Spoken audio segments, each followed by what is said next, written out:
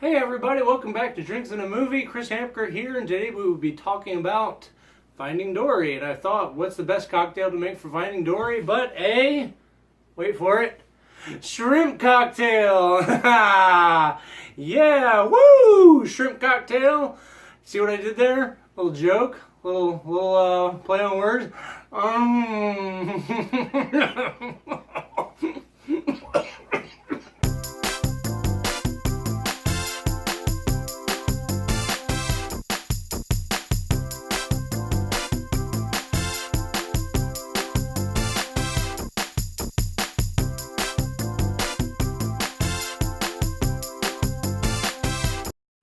Okay, so the shrimp cocktail didn't work out quite that well.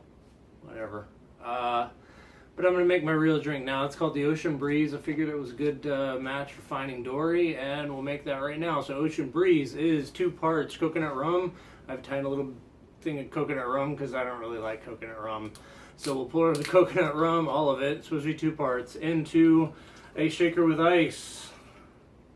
And then 1 part, it's supposed to be 2 parts coconut rum, 1 part blue curacao. So we'll do our 1 part blue curacao. And then we'll shake her up.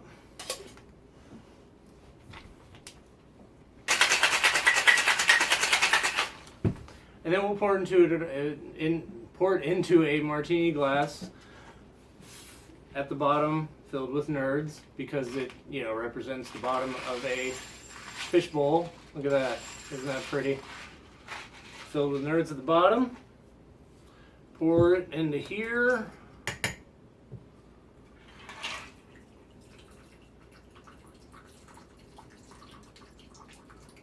It's like an old man peeing, isn't it? Look at that.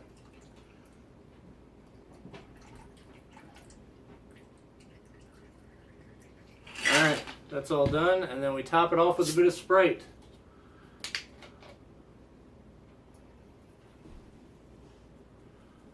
Nice. Make it a little frothy, a little ocean-like. And we put our little Nemo or Dory in there. Here we go. Swedish fish dropped into there.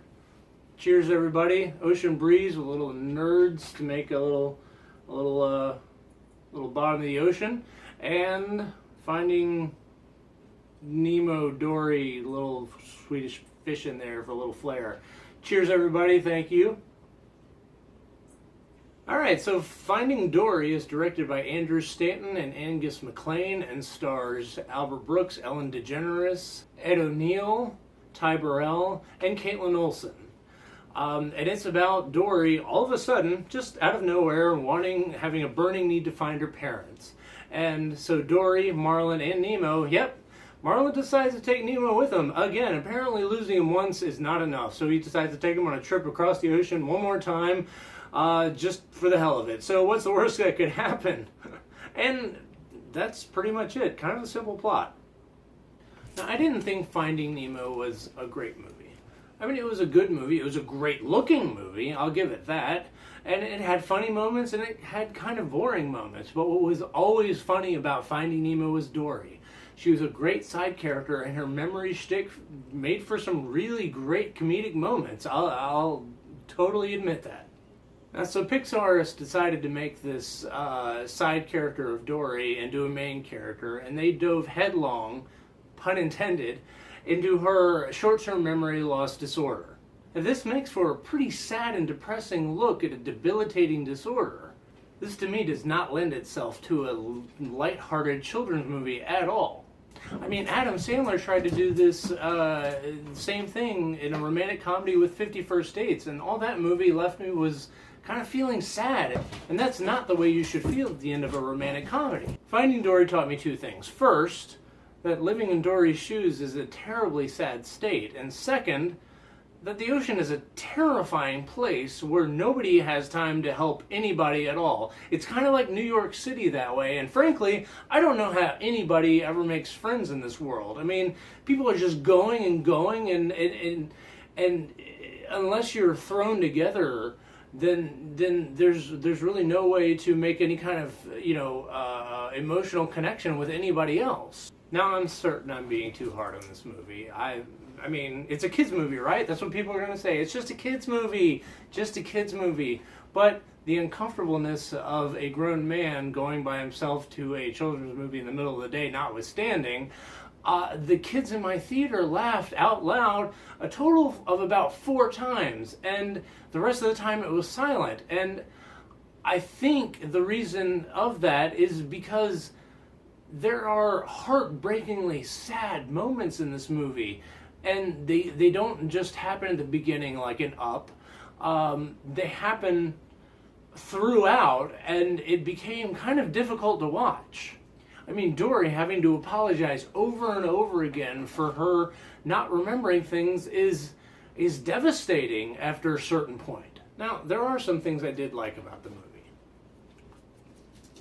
Ed O'Neill as the octopus Hank is wonderful. I mean, it's such a great character, and plus you have Ty Burrell as Bailey the beluga whale, and Caitlin Olsen as Destiny the whale shark are definitely standout characters in this movie. I really enjoyed all their stuff. There's some really clever stuff with Hank the octopus that I really loved, actually. It was very clever. It was very fun.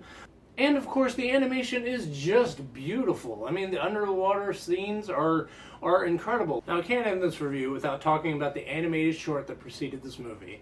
It's an animated short called Piper, and it's just beautifully heartwarming, sweet, and just so wonderful. I mean, it alone, I think, is almost worth the price of admission. So I'm going to give this movie 3 drinks out of 5. It was okay. I didn't hate it. I didn't love it.